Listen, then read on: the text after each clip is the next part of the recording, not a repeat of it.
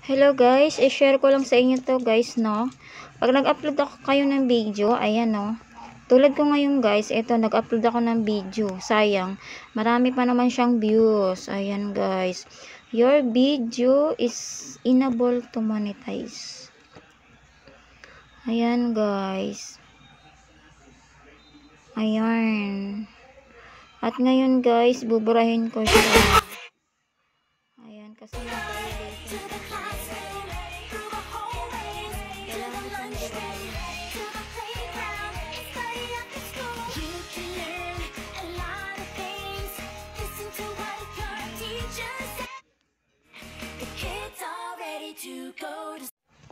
kaya guys, pupunta ako ngayon sa video ko na yun. Ayan. Ayan, kailangan ko siyang burahin guys.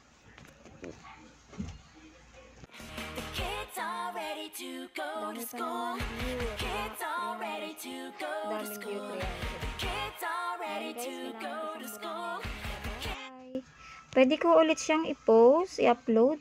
Yun nga lang panibagong music, kasi sa music yun eh.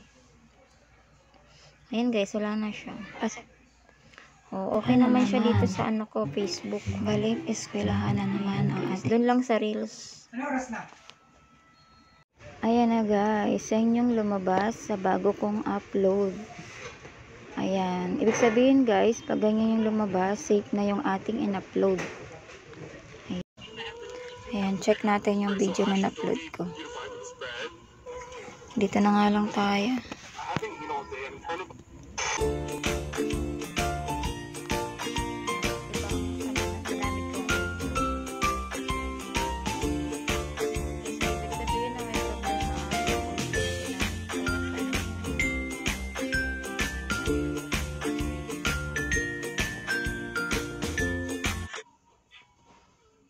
Ayan na guys.